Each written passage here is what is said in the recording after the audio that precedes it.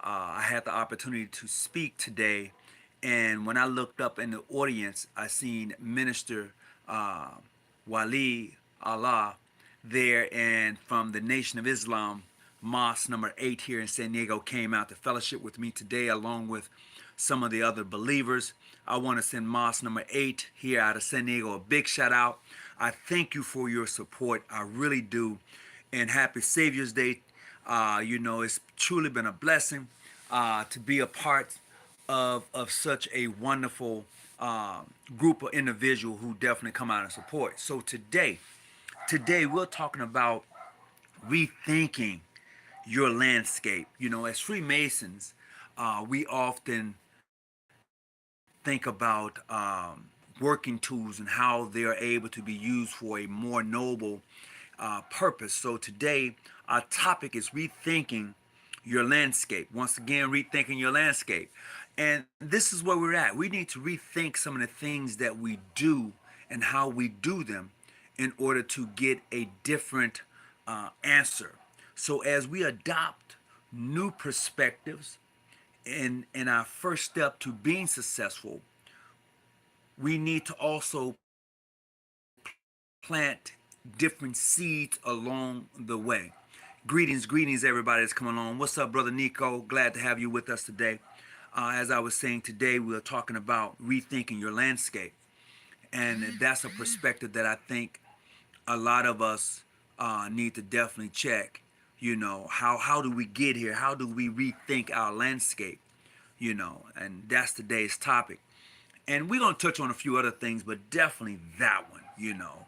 And then there's another topic I'm probably going to touch on, and that one is going to be realizing that planting is a process. Realizing that planting is a process.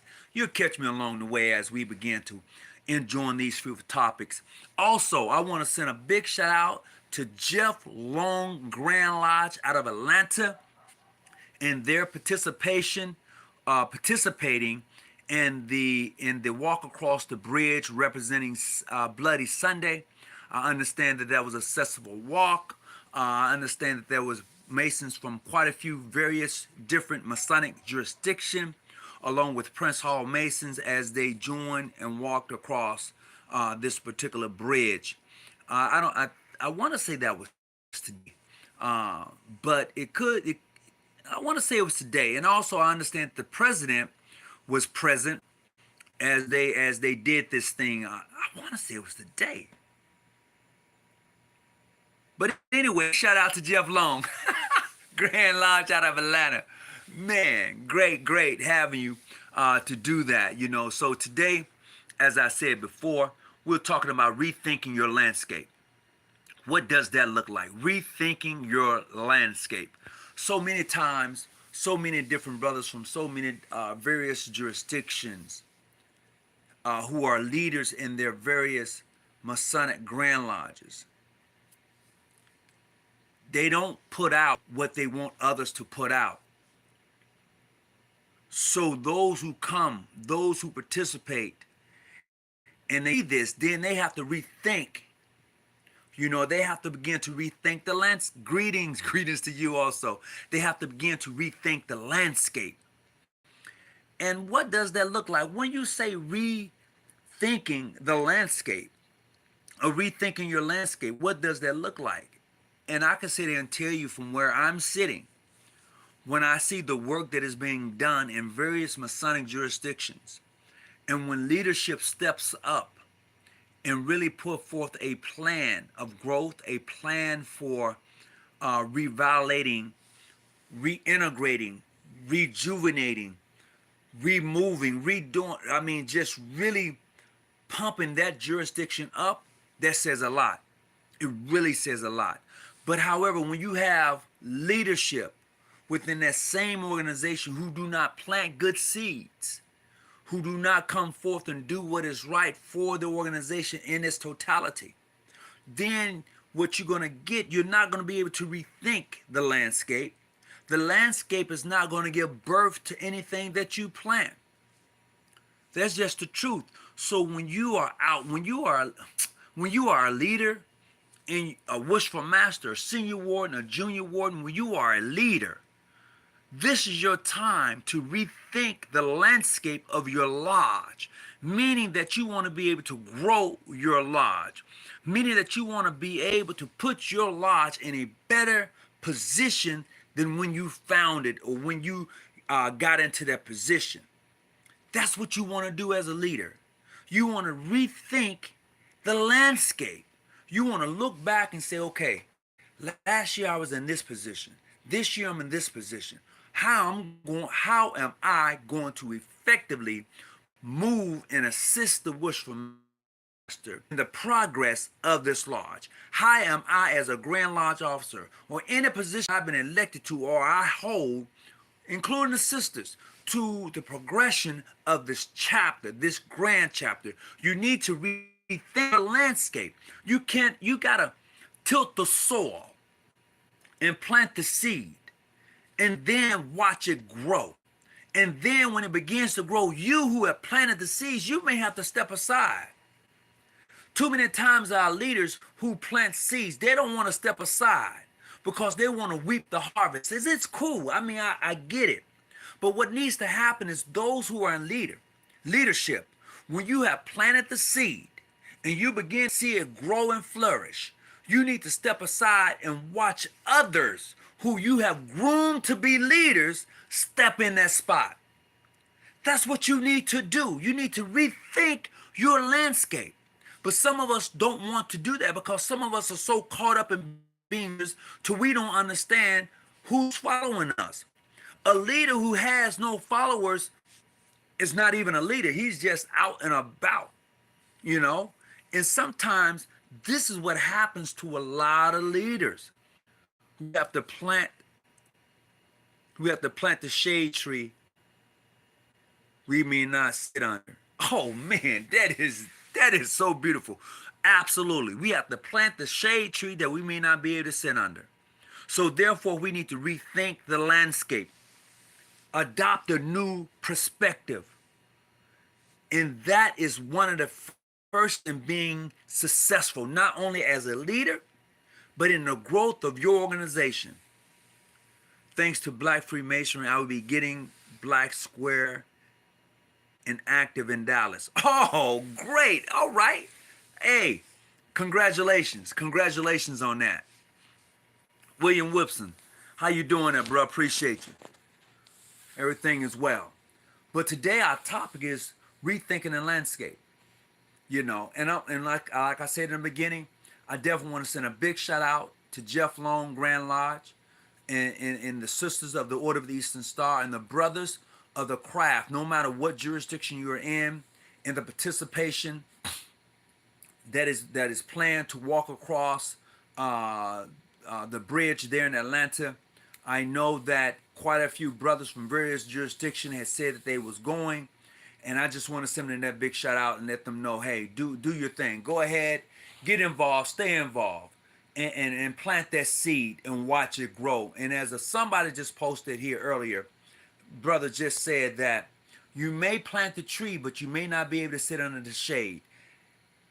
Man, that is a beautiful saying. I like that. I may have to use it. I may have to use it.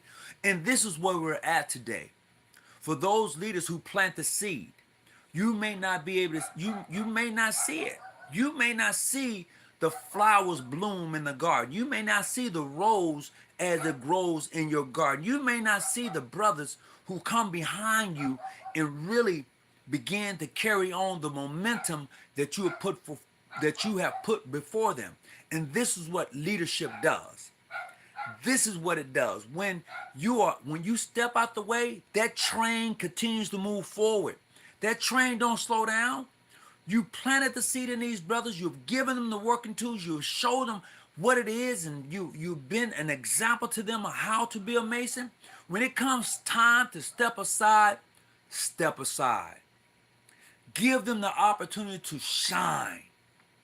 You know, let them be who they are because you've done your job in being the example of a Mason to them. Don't get mad at a young man who comes in with vigor, with zeal, who wants to show you his work, who wants to do and prove himself, let him prove himself.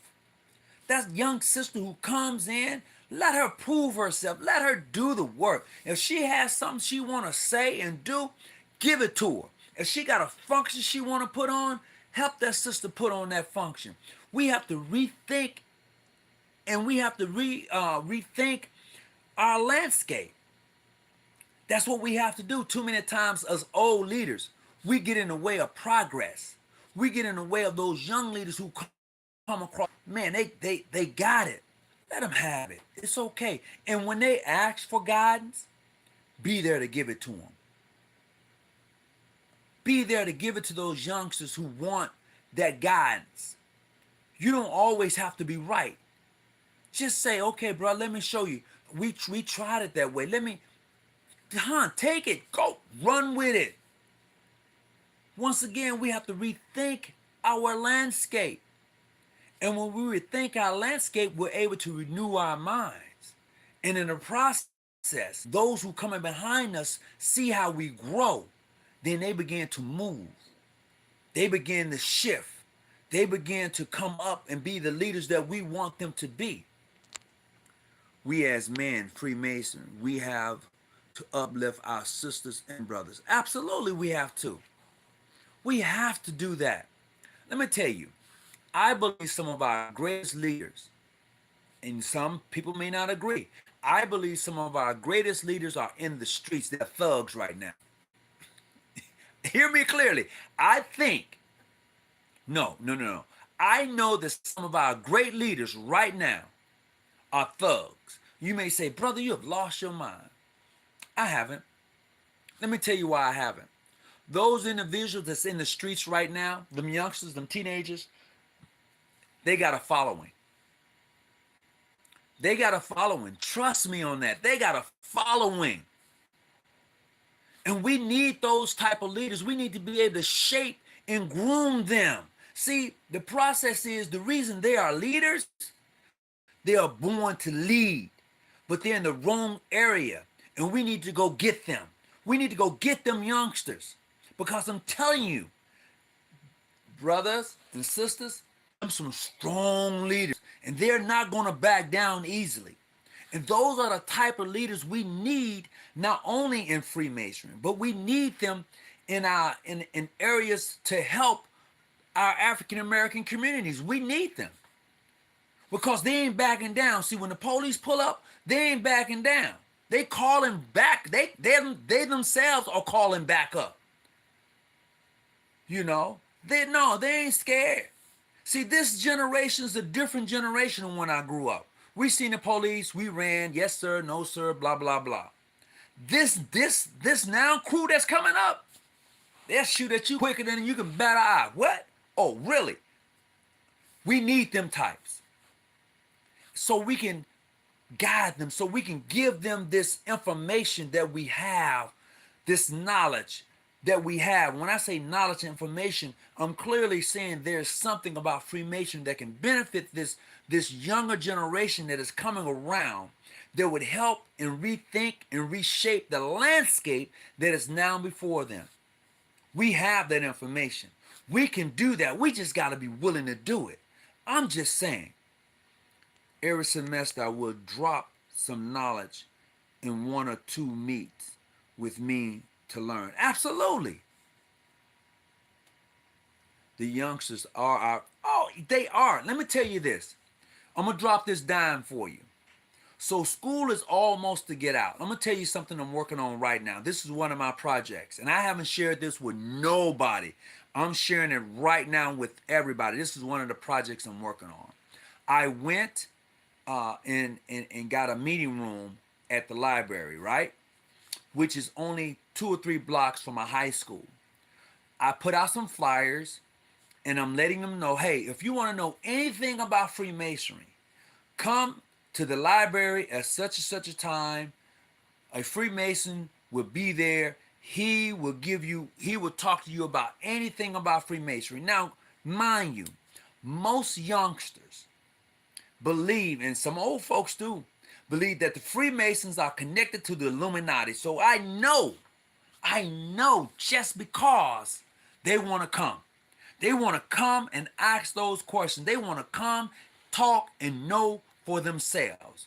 So we have to be able to throw something out there on the hook to get them to come in and talk to them because they want to know. But as long as you're not able to rethink your landscape, for not. When you can't even sit down and tell a youngster, look, man, everybody see you coming. Everyone see you coming. You need to change up a few things. Pull your pants up. Why I gotta pull my pants up? Why I gotta do that? Let me tell you why you gotta do it. Everybody is like hunting. See, when you're hunting, you look for certain things in that which you hunt. So if you act like a gangster, you carry yourself like a gangster, people are going to hunt you and treat you like a gangster. But when you pull your pants up, you act like somebody, you carry yourself like somebody, people are going to treat you like you are somebody because you ain't taking a mess. See, the same attitude you got as a thug can be used when harnessed differently. Hear me clearly. The attitude that you have as a thug can be used when harnessed differently, meaning that you need to change just a few things. I'm not asking you to change everything, just a few things. So when you meet with different challenges in your life, you're able to take those challenges and navigate through them. Everything doesn't have to be violent. Sometimes talking your way through a situation is a lot better than shooting your way through it.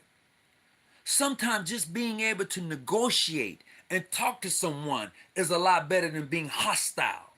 So you need to be able to rethink the landscape. And this is what we need to teach to those youngsters who are coming in.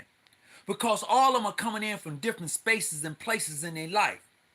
And we are meeting them where they are at in these different places in their life. And this is what Freemasonry and the Order of the Eastern Star can do for our youth. Hear me clearly. We are needed, but we want to harness it. We want to be like an old lady who has a house with everything in it and nothing leaves the house. We can no longer be like that because everybody is not knocking down the doors of the Eastern Star. Everybody is not knocking down the doors of Freemasonry anymore. We need to be the place where they can come and apply and then move forward in such a way and navigate themselves within the matrix of life. This is what you can get out of Freemasonry. Trust me, you can get this out of Freemasonry. Hear me clearly. You can, in becoming a Freemason, what I've learned is how to navigate the matrix of life. I'm not saying I'm not going to say other organizations can't teach you the same. But within the framework of the Eastern Star, within the framework of Freemasonry, it's a different process. It's truly a different process. It is a rites of passage. This is why Freemasonry in the Order of the Eastern Star is so needed. It is truly a rites of passage because of what you go through, okay? And others can relate what you go through. Just as the gang mentality says that I can jump you in or jump you out. Just as a young lady who looks to be part of a gang, she either gets trained up to go in and she gets trained up to go out. You know what I mean when I say train, right? So, but the process is differently. To be a Mason or to be a member of the Order of the Eastern Star, it is a process for the renewing of your mind. To be a Mason, to be an Eastern Star is a process for the renewing of your mind. This is why today's topic is rethinking your landscape, because it is the renewing of your mind. The information that we impart in you is symbolically used to strengthen and to change and navigate you in the matrix of life. Trust me on that. This is what I got. Hey, do me a favor. Hit the thumbs up button. Hit the like button. Please push the bell to subscribe so when I come on, it'll pop up. I certainly would appreciate it. What else we got going on today? I'm just checking out. This generation is with the business. Absolutely. They are. Even in the music industrial complex, all of them want to own their masters now. All of them have a different way of owning and getting hold of their masters. They know the game. The ideal is that they know the game, but they have not yet put that process into use to where it's going to benefit not only them but those around them. And when they do that, when they get that down, oh, it's a wrap. It is clearly a wrap. When you're able to navigate and put that in place, in the perspective, it's over. It is over. Exactly, Brother Hawkins. The gangs are what the youngins are given. Gravitating to because they haven't been exposed to the higher degrees of the rites and passage rather than the lores. Oh yeah. See that. Let me see who writing in the clay. I like that. You put that out there just right. There are rules to the game. There's rules to everything. Well, there used to be rules to the game, but I don't know. It depends on where you at because what they used to do long time ago, them youngsters ain't doing that no more, bruh. There used to be a time to if you was in the gang, there was rules to it. You wouldn't shoot up Mama Jane's house. You wouldn't do that. Now these gang members don't give a damn about Mama Jane. They shooting up everybody's house. There was a time if you did a drive-by, it wouldn't be done where kids were at play. But now that's out of the that's man. So everything has changed. And yes, when you come into Freemasonry, there are rules to the game of Freemasonry. And that game is to teach you how to navigate this thing. Because let's be honest, if some of us really put into play in regards to Freemasonry, you can be a lot better off. Let's just be honest with that. And you're probably saying, well, how can you be a lot better off? Are you talking monetarily? Are you talking knowledge? What are you talking about when I say much better off? If you really took and applied some of the things in the framework of Freemasonry, some of the philosophies in Freemasonry, some of the ritualistic things that you do within the framework of Freemasonry. Oh, bruh.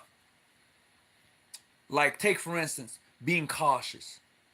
If you really took being cautious for real, I mean literally being cautious, some of us wouldn't be in the trouble that we're in. If you took being patient, be patient and wait till the wish, be patient, we wouldn't be in the mess that we was in. If some of us took and actually divided our time equally amongst those things that are important in our life, we wouldn't be where we were at. If some of us would have taken the compass and really began to follow good directions, we wouldn't be where we was at. See, some of the things that we take as symbolism in the Freemasons can really benefit a lot of people in their life. It really, really could. And the teachings that we present and the philosophy that we present can really advance a person along in life. But because we don't exemplify that a lot of times, people back away. They really back away. This is the issue with the psychologists amongst a lot of the brothers. We can help who we look down on. Oh yeah, using the tools. And I say, if you're gonna walk by a brother, at least give the brother a hand up. If you're going to walk by a brother and you're going to look down on the brother, at least give him or her a hand up. Some people say, I don't like giving handouts. No, a real person want a hand up. They don't want a hand out. A real individual who's seeking to be better in life want a hand up. They don't want a hand out.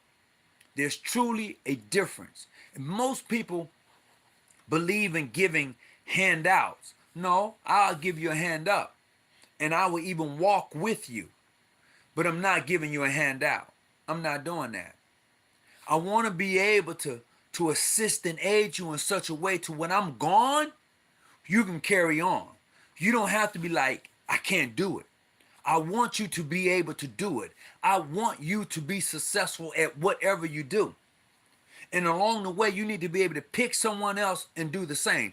And this is what I find what happens a lot of time is that when you become successful, a lot of people want to say, well, he or she should come back to the hood.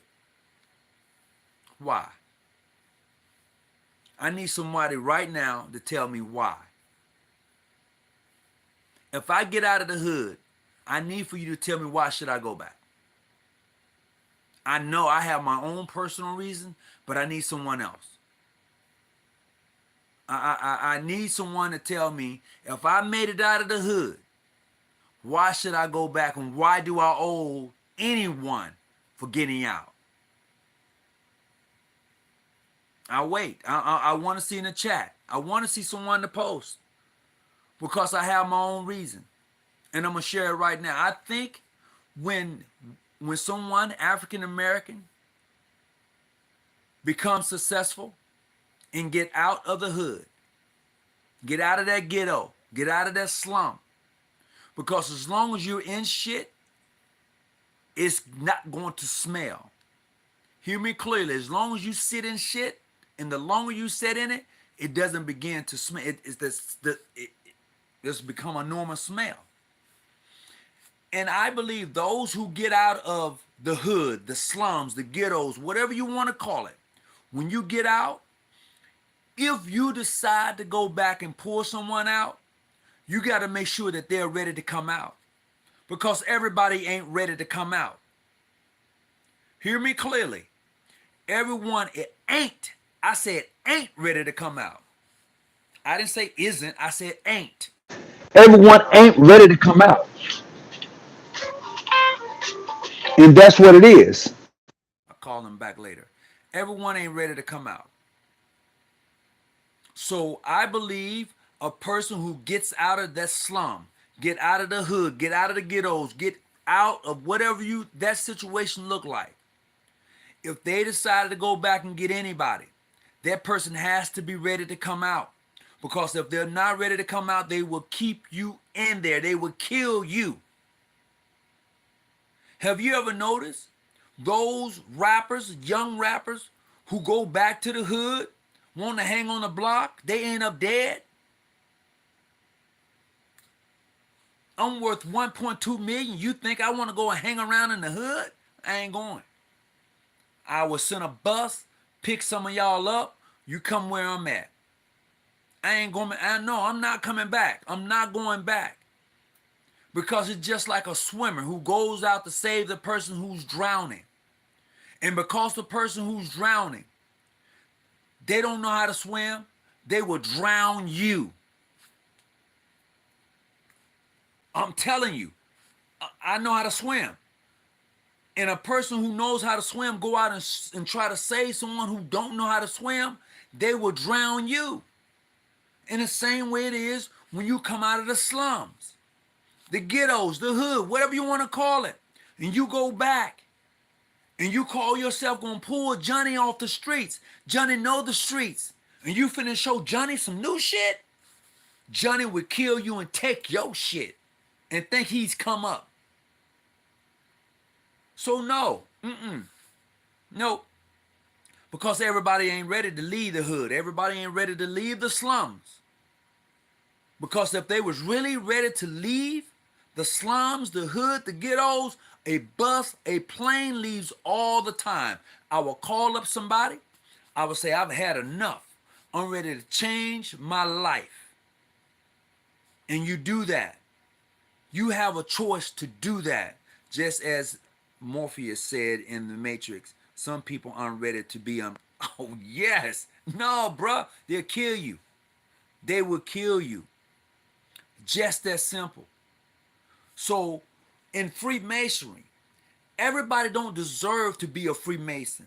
or a member of the Order of the Eastern Star. No, I'm gonna say this again. Everybody don't deserve that. Some of my good friends don't deserve to be a Mason, and some of the sisters that I know don't deserve to be Eastern Stars. They don't, because they don't take it seriously. You represent five distinct ladies. The Masons, you about building a better society. You about helping the next man to be the best Mason, the best builder of people. See, some of you have not yet gotten over a gang mentality. And when I say a gang mentality, I'm simply saying that your thing is that if it ain't me, it ain't right. Some of you hadn't got left that yet. Some of you still believe that if it ain't me, it ain't right. You can keep that, because I've learned something from so many different people. I've learned a lot, because I don't just go to church. That's another thing for me. I go to church and I go to the mosque. Okay? I've gone to Catholic churches. All right? I've gone to the Presbyterian churches. I've gone to the Church of God in Christ. I've gone to various different churches. I ain't mad either way. I'm not. I don't religiously gang bang. Nope. If you're telling me that you believe in God, you're telling me that you're basing these attributes on the Ten Commandments. You're telling me all these things. So why should I why should I religiously gang bang on you? You telling me you're trying to help people to become better. Why should I do this to you? Why should I try to, oh, my church is better because we do this? We're supposed to be the same thing, right? We're just going about it a little bit differently, right? And this is how I view my life journey. This is why, for me, it's easy to navigate, because I'm not trying to put myself in the harm's way. I'm not trying to take a bullet for nobody. I'm not. But what I am trying to do is uplift the next man, the next woman. That is what I'm trying to do. I'm not trying to say that I'm better than anybody else, but I want what's best for you. What I want it because I want it for myself. And if you go back and watch anything I've ever said, I've often said this. I want for me what I want for you. If I'm successful, I damn sure want you to be successful. I don't care what jurisdiction you in. If I got it, I want you to have it. If it doesn't put me in harm's way or hurt me financially or whatever, I want you to be successful. I don't know of other people who talk like that from the Masonic point of view, publicly. Let me put it that way.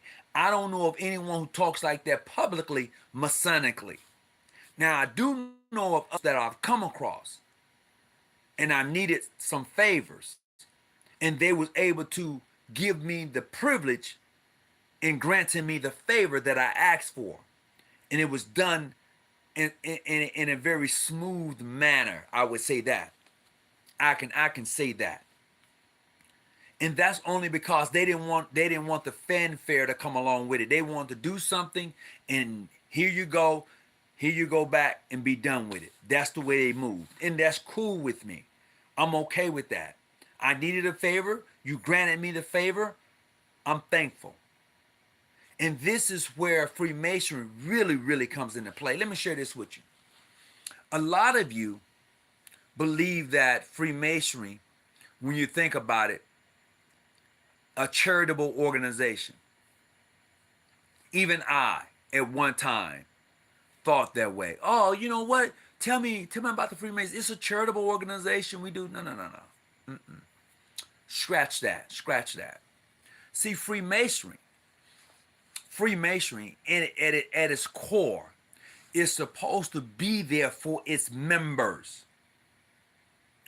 Freemasonry, at its core, is supposed to be there for its members. You may say, wait. Freemasonry at its core is supposed to be there for its members. That's why it's important to rethink your landscape. I'm paying Masonic dues membership. to be in this lodge, to be part of this Grand Lodge. And let's take, for instance, I've been here for 30 years, I've been here for 5 years, and I've been dedicated, I've been making my meetings, I've been doing these things, and now I have fallen on hard times. I have gotten myself in a situation and I need some real assistance. The brothers of the craft, the sisters of the order, should be able to lend you, should be able to assist you, should be able to put you in a situation that would benefit you and your family. They should be able to do that. They should. This is what Freemasonry is really all about. To be totally blunt with you, it's not about charity to someone else. It's about charity to those who are a member of the organization. Charity, relief, and truth. That's what Freemasonry is really all about. You can sit and you can like, damn. You can do all the food giveaways in the world. But what about those who are a part of the organization? Do you do the same for them?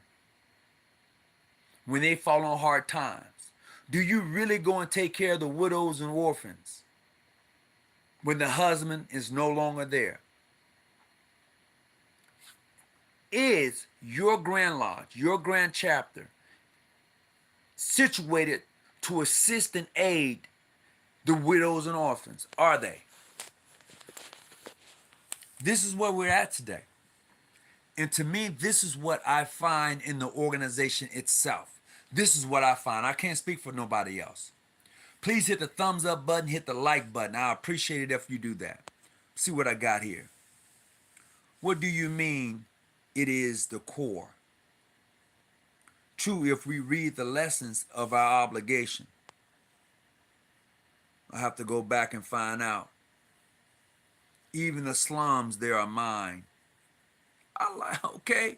Brother True, what's going on with you? I'm just going back reading some of the comments. I agree, facts. Okay. I appreciate that.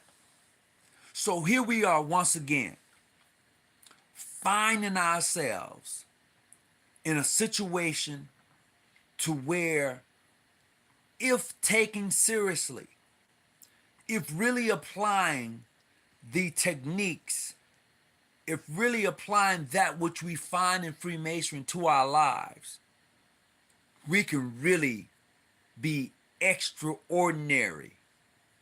And that's the truth. You really could. If you really took it and applied, you could really be extraordinary. But a lot of times we don't want to do that. Greetings. What's going on, Taylor? How you doing? Appreciate it. Appreciate it. So what I find in Freemasonry and what I've found on this journey that I'm on is that I've come across brothers from across the world. I'm going to share this with you before I get ready to go in just a little while. Is that I was with some brothers not long ago on a Zoom from across the world. I was with Brother Andy from Scotland. I was with Brother Hugh from Brazil. It was just brothers from all over the place. And a great dialogue, great conversation in regards to Freemasonry and what it is all about. And what I've learned from those brothers is that when you really are serious in regards to the order of the Eastern Star, when you are serious in regards to the order itself, the craft itself, it's beautiful. When you take out all the small bickering of who's regular, when you remove all that BS, man, this organization is truly a beautiful organization when rightly applied.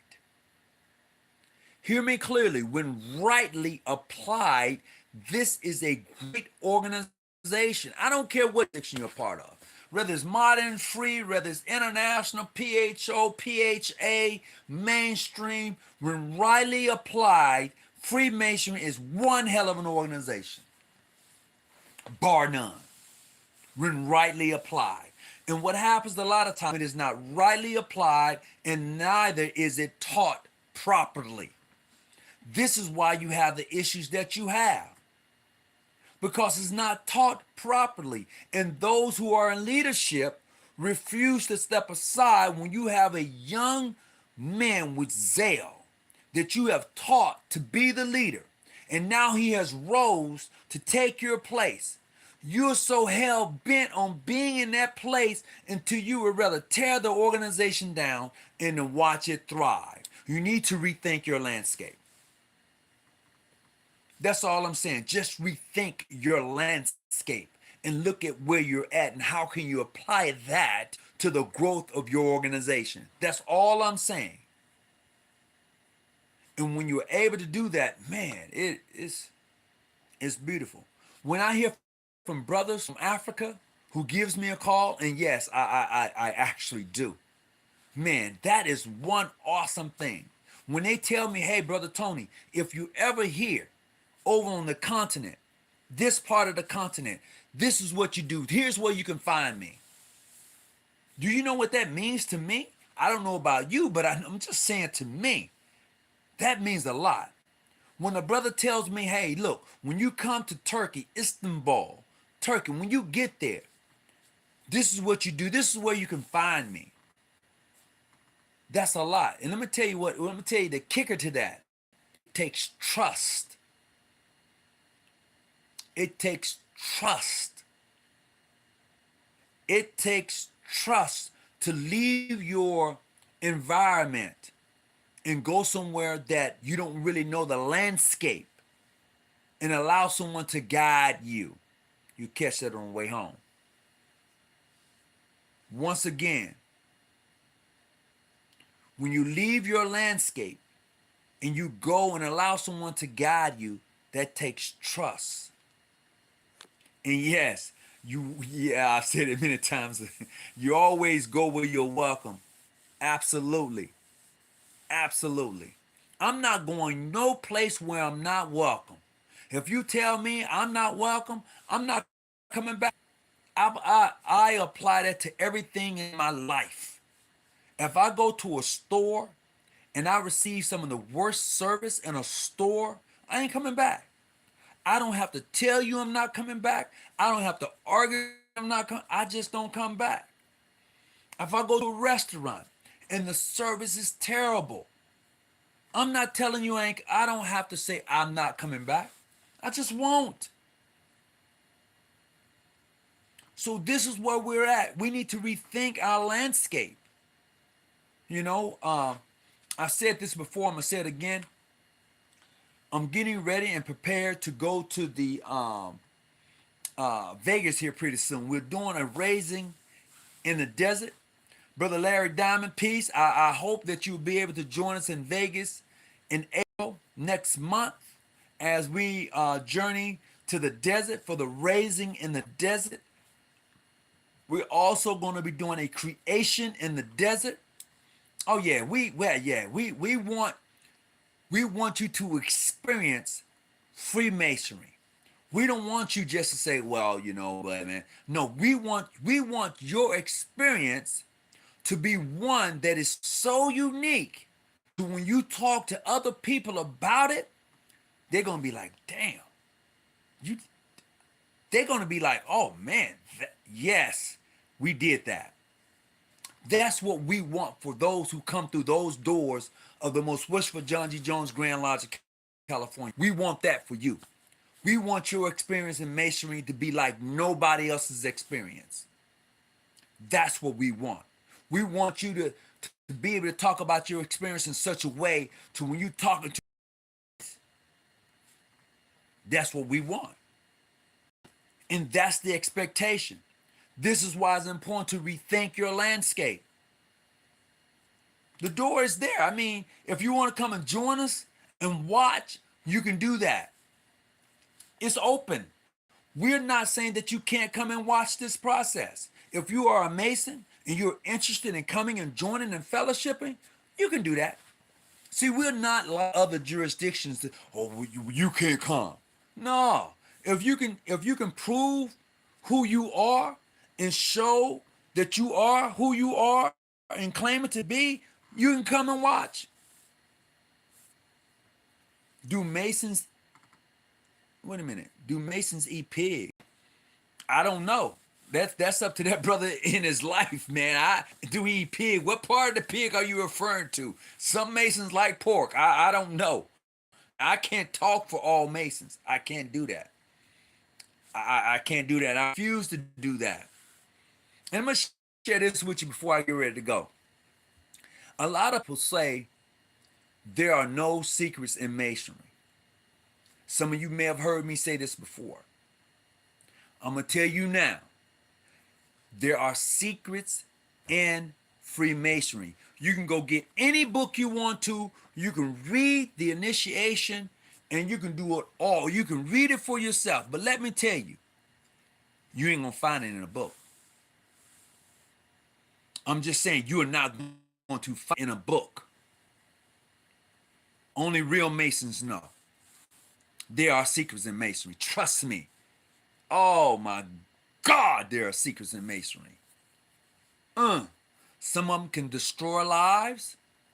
Some of them can uplift other people. Man, they're there. It's in our ivory lock box. Oh my goodness. So look, I appreciate everybody coming on, having a great time tonight, man. This conversation that we're having, the topic for tonight is rethinking your landscape, adopting a process, a new perspective. In order to be successful, you have to change and renew your mind. So this is that conversation tonight. And a big shout out to Jeff Long Grand Lodge and those Grand Lodges that participated in the walking across the bridge on Bloody Sunday. I understand that the President of the United States was supposed to be present, whether he was or not. I'm not 100% sure, but just giving everybody a big shout out, you know. Nasty. He says nasty as fuck. Okay. So just giving everybody a big shout out, man.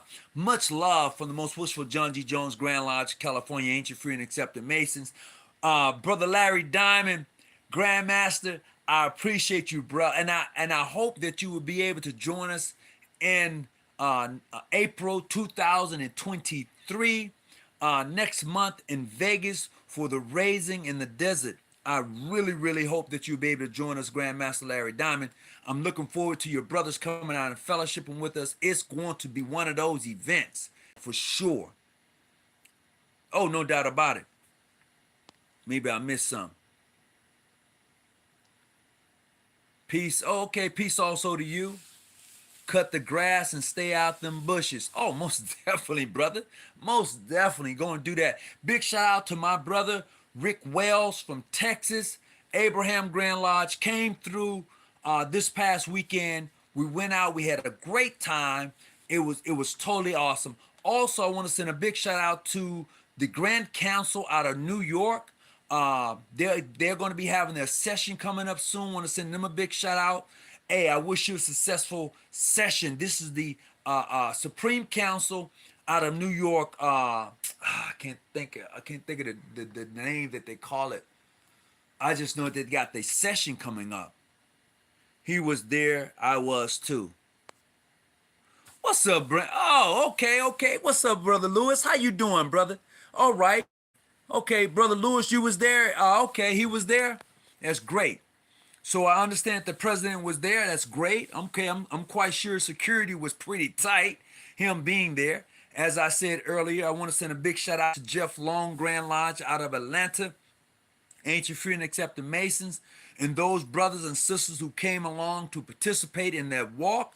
And congratulations to all the brothers of the craft who took the time out of this weekend to go and show strength and fellowship. Now, here's what I know before I go, that there were some who didn't want that to happen. They didn't want anyone else there. That's a fact. That's a fact. They did not want anyone else there, but they were still there. They came and participated. So, Brother Lewis, I'm getting ready to log off, bro. I appreciate you coming on and seeing your post. We need to talk, chat it up. Hey, until next time, peace and be well to everyone. And I thank you, and I thank you, and I thank you. Hey, stay out the bushes, keep your light on. Until next time, peace and be well. I'm out. Oh.